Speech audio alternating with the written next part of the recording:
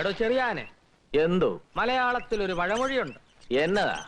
എല്ലാവരെയും കുറച്ചു കാലത്തേക്കും കുറച്ചുപേരെ എല്ലാ കാലത്തേക്കും അല്ലാതെ എല്ലാവരെയും എല്ലാ കാലത്തേക്കും പറ്റിക്കാൻ പറ്റുകയില്ല. ആ എടാ ചെറിയാനെ, എന്തോ? ഞാൻ ഇന്ന് മുതൽ ഒരു തീരുമാനമെടുത്തു. എന്നതാ? ഞാൻ ഇനി ഇവനെ രാമ എന്ന് വിളിക്കത്തില്ല. പിന്നെ എന്നാ വിളിക്കും? രമേന്ന് വിളിക്കും. RAMA Rama, REMA Rama. ഒരു ചെറിയ വ്യത്യാസമല്ലേ ഉള്ളൂ. വളരെ ചെറിയ വ്യത്യാസം. വിളിക്കട്ടെ? വിളിക്കും. രമേ, ഞങ്ങളുടെ പ്രിയപ്പെട്ട രമേ.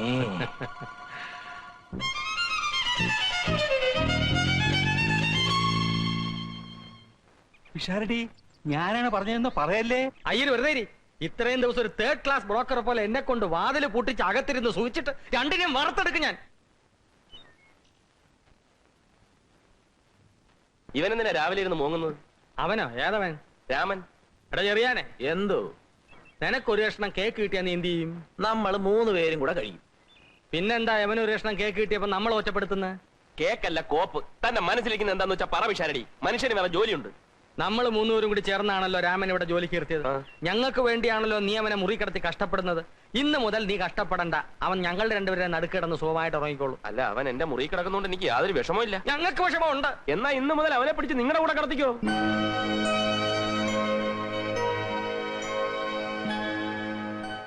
ഓമനക്കുട്ടൻ അത് അത്ര സന്തോഷമായിട്ടല്ല പറഞ്ഞത്.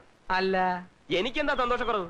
പക്ഷെ ഒരു കാര്യം, അവനൂടെ സമ്മതമാണെന്ന് ചോദിക്കണം. എന്തായാലേ എന്ന് പറഞ്ഞാൽ അതിനെപ്പറ്റി പറയുകയാണെങ്കിൽ അത് പിന്നെ നമുക്ക് ഒരു ചോദിക്കാം, ഇത് വാ. അല്ല. പോയോ?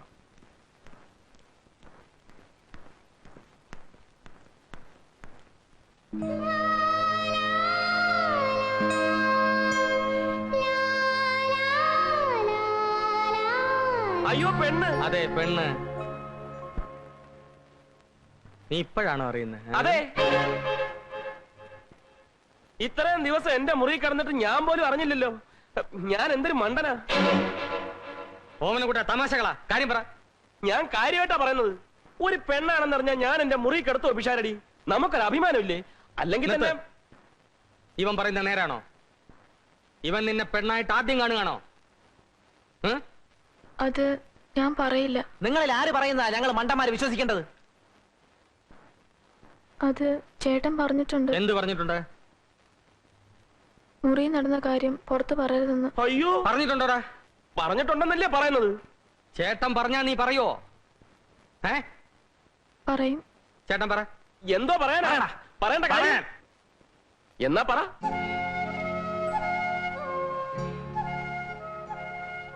പിശാടി ചേട്ടൻ നേരത്തെ ഞങ്ങളുടെ മുറി പൂട്ടത്തില്ലേ?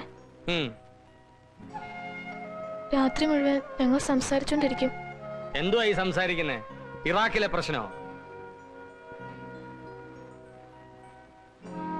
ചേട്ടൻ ഒരുപാട് തമാശ പറയും, കഥകൾ പറഞ്ഞു തരും.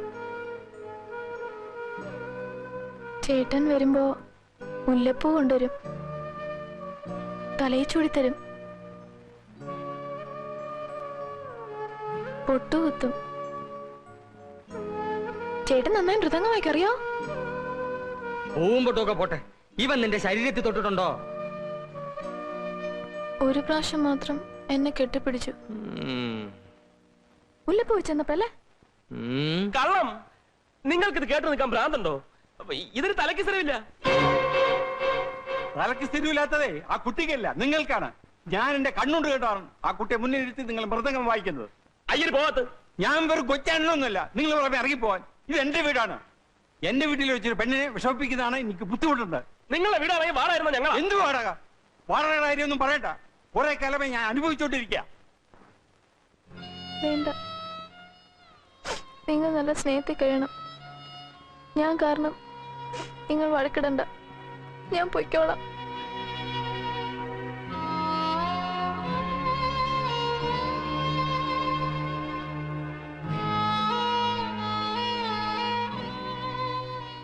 എല്ലാവരോടും ഞാൻ മാപ്പ് ചോദിക്കുന്നു. ആരെയും മനഃപൂർവ്വം പറ്റിക്കാനായി ഞാൻ ഒന്നും ചെയ്തിട്ടില്ല. ഗതികേട് കൊണ്ട് ചേട്ടനെ എനിക്കിഷ്ടമാണ്. ചേട്ടനെ ഒരിക്കലും എനിക്ക് മറക്കാനാവില്ല. മരിക്കുവോളൂ. കുട്ടി അവിടെ നിൽക്കൂ. നീ ഒരു കാര്യം മനസ്സിലാക്കിയോ, ഒരു കന്യകയുടെ ശാപം ഉണ്ടാക്കി വെക്കരുത്. കന്യകയാണെന്ന് ആര് പറഞ്ഞു? നിങ്ങൾക്ക് അവിടെ പേരറിയാവോ, നാടറിയാവോ? അങ്ങനെ എന്തെങ്കിലും ചോദിച്ചാൽ ഉടനെ അവൾ കരയും. അത് തന്നെ കള്ള ലക്ഷണമാ. നീ അവൾക്ക് മുല്ലപ്പൂ വാങ്ങിച്ചു കൊടുത്തോ? പൊട്ടുകുത്തിയോ? ഒരു പ്രാവശ്യമെങ്കിലും അവളുടെ ശരീരത്തിൽ തൊട്ടാൻ നിന്നെ അവൾ അനുവദിച്ചോ? തൊട്ടു എന്ന് പറഞ്ഞാൽ അങ്ങനെ തൊട്ടിട്ടൊന്നുമില്ല. ദാ ഇങ്ങനെ പിടിച്ചു, അപ്പോഴേക്കും കരഞ്ഞു. ആയിക്കോട്ടെ, പക്ഷെ നീ അവൾക്ക് ആശ കൊടുത്തിരിക്കുക. ഓമനക്കുട്ടാ, ഞാനാ പറയുന്നത്, ഒരു കന്യകയുടെ ശാപം ഉണ്ടായാൽ നീ നിന്റെ തലമുറയിൽ നശിച്ചു പോവും.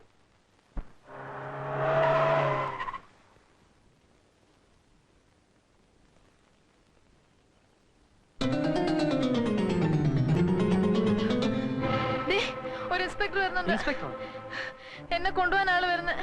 എന്നെ ആളോട് അയക്കില്ലേ, ഞാൻ പിന്നെ എവിടെയെങ്കിലും പോയിക്കോളാം. അയ്യോ, ദേ ഇപ്പൊ വരും. കുട്ടി ഇവിടെ നിൽക്ക.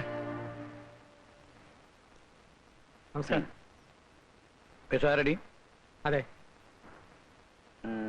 PWD, അതെ സസ്പെൻഷൻ. അതെ. ഒരു പ്രധാനപ്പെട്ട കാര്യം പറയാനുണ്ട്. ഓ,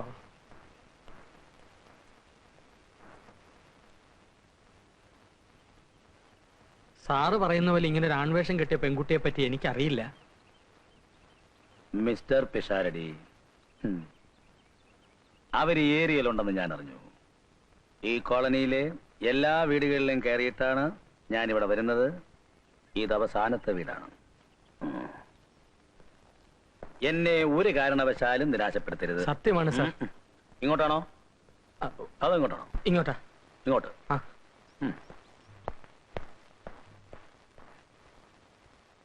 പറയുന്നത് പ്രത്യേകം ശ്രദ്ധിച്ചു കേൾക്കണം. പണവും പ്രതാപവുമുള്ള ഒരു കുടുംബത്തിലെ പെൺകുട്ടിയാണ് അവൾ. She is missing.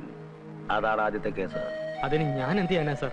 നിങ്ങൾക്ക് ഏറ്റവും അടുപ്പമുള്ള ഒരു സുഹൃത്ത് ഏതോ സ്റ്റാർ ഹോട്ടലിലെ ബെയറാണെന്ന് കേട്ടു. അവളെ കിഡ്നാപ്പ് ചെയ്തു സ്വത്തിന് വേണ്ടി. അത് രണ്ടാമത്തെ കേസ്. ഇതിനൊക്കെ കൂട്ടുനിന്നു എന്നുള്ളത് മൂന്നാമത്തെ കേസ്. അത് നിങ്ങളുടെ പേരിൽ. പിഷാരടി കൈക്കൂലി വാങ്ങി പരിചയമുള്ള ആളാണെന്ന് കേട്ടിട്ടുണ്ട്. അവരെ പറ്റി എന്തെങ്കിലും ഇൻഫർമേഷൻ തന്നാൽ ഞാൻ 20,000 രൂപ തരാം. ആലോചിച്ചു പറഞ്ഞാൽ മതി. സാർ 1,00,000 രൂപ തരാമെന്ന് പറഞ്ഞാലും എനിക്ക് അറിഞ്ഞുകൂടാത്ത കാര്യങ്ങൾ ഞാൻ എങ്ങനെ പറയും സാർ? ശരി.